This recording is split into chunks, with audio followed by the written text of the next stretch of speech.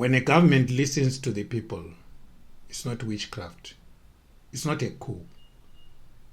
It's not some Western conspiracy. It's just democracy. But try telling that to the Zimbabwean government and watch them react like you just suggested banning presidential portraits from public offices. Now, look at what just happened in South Africa.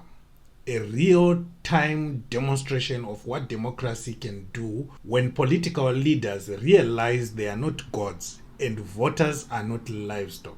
Enoch Godongwana, South Africa's finance minister, proposed a VAT increase of 0.5%. The coalition government said no. The public said hell no. The DA threatened to walk. The courts prepared to slap it down.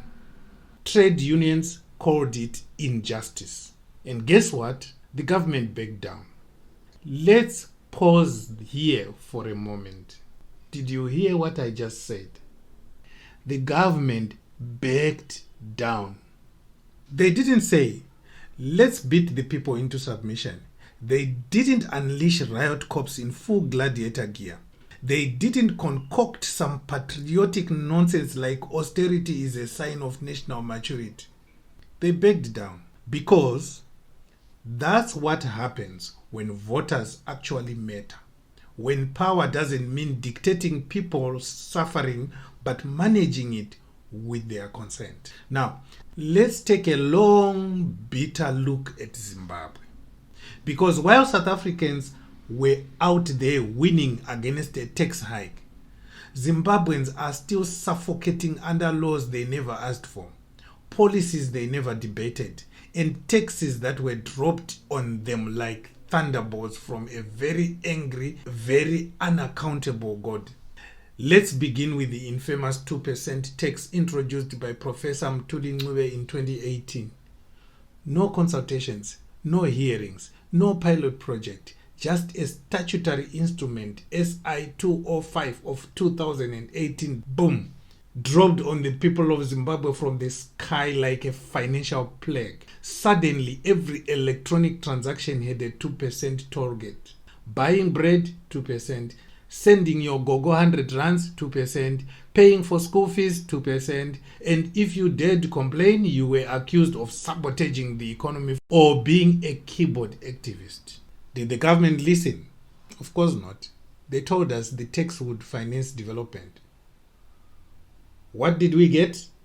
A brand new convoy of SUVs for ministers, a bigger travel allowance for MPs, and the same collapsing hospitals where women give birth on the floor.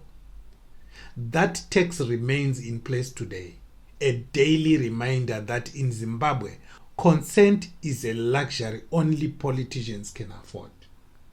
Let's not forget the return of the Zimbabwe dollar in 2019. Another masterpiece of authoritarian policy making. After years of multi-currency sanity, where US dollars, rands, and pula peacefully coexisted, the Reserve Bank of Zimbabwe woke up one morning and said, we are bringing back the Zim dollar. Just like that, no referendum, no warning, no respect for people's savings. Statutory Instrument 142 of 2019 killed the multi-currency system overnight.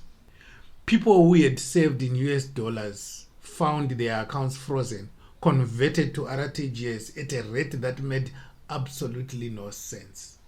One day, your 1,000 US dollars was 1,000 US dollars. The next, it was worth 1,000 RTGS, which couldn't even buy you tomatoes in the afternoon. Banks didn't blink. The finance minister cheered, and Zimbabweans were told to embrace our sovereignty, because nothing screams sovereignty like banning people from using real money. Then came Statutory Instrument 127 of 2021, a direct attack on logic itself. Retailers, already drowning in inflation, were told they could not price goods using parallel market rates, even though the official exchange rate was a joke, a fantasy number conjured by the Reserve Bank to make the economy look functional on paper. Businesses were ordered to pretend it was real. Those who didn't were fined, arrested, or threatened with closure. Imagine the absurdity. A retailer buys stock at $1,000 on the black market and is told to sell it at an official rate of $500 and then still pay tax on that imaginary profit. And if they adjusted prices to survive, you are sabotaging the economy. They would scream. The very people who have been sabotaging it for 44 years are the ones that would scream. What kind of government forces people to pretend fiction is fact and punishes those who dare deal in reality?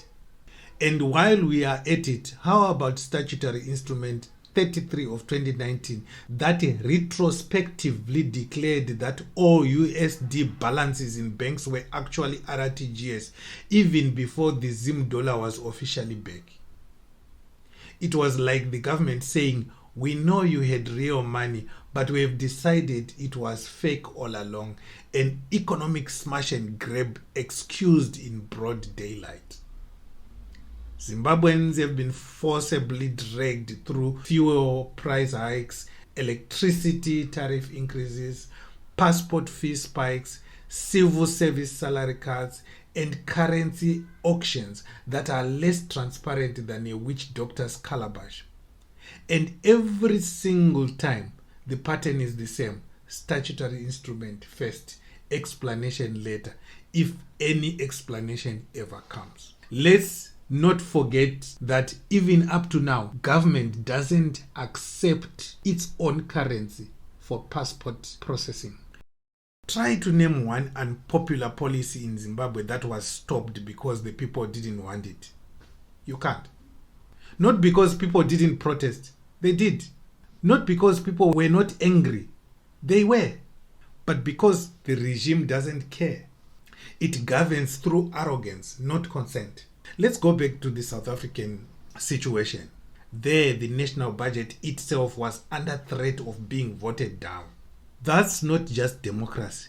That's power in the hands of parliament, as in the hands of the people. In Zimbabwe, parliament is treated like a rubber stamp factory. They are summoned, given a script, and told to clap at the end. When was the last time you saw MPs reject a budget, or oppose a minister, or even call for transparency before money is spent? Let's not forget that in 2020, during the COVID-19 era, Zimbabwe introduced overnight curfews, banned funerals with more than 30 people, and sent soldiers to enforce lockdowns with shambles. No debate, no consultation, just fear. Meanwhile, COVID funds were looted. Remember Drugsgate? But instead of accountability, whistleblowers were jailed and the looters were protected by the law. South Africa was a different story. Yes, there were wrong things done, but whoever did anything wrong was punished. South Africa had family meetings. The president would go on live TV and deliver a speech to South Africans. It was the president's speeches which carried through South Africans during COVID lockdowns. It was the family meetings which kept the South Africans united in the fight against the pandemic. South Africa's VAT drama is the opposite of our madness. The ANC had no choice but to listen because the coalition could collapse. That's what Zimbabwe fears the most: shared power.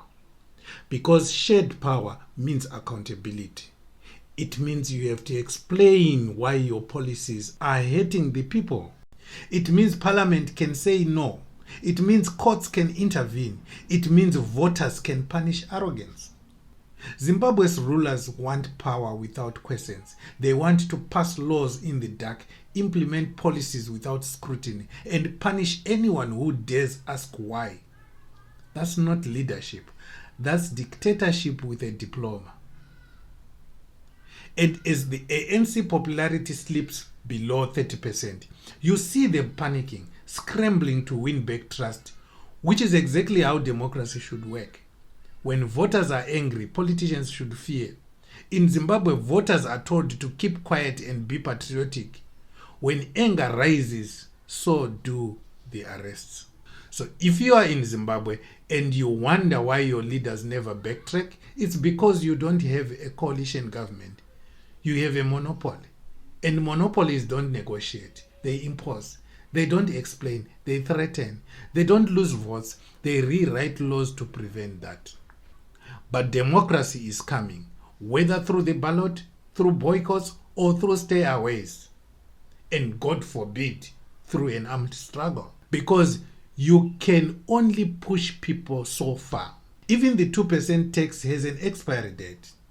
Even statutory instruments can be reversed. And even emperors eventually get dragged off their thrones. Sometimes by voters, sometimes by history. So yes, salute South Africa, not because they are perfect, but because they are trying. Because in a time of crisis, they listened. And because in Zimbabwe, we are still waiting for a government that doesn't treat consent like a Western disease. If you are done being bulldozed by statutory instruments, ghost taxes, and invented exchange rates, hit that subscribe button right now. Because at Zimwaves TV, we don't wait for permission to speak. We say it loud and clear until someone listens or until they fall.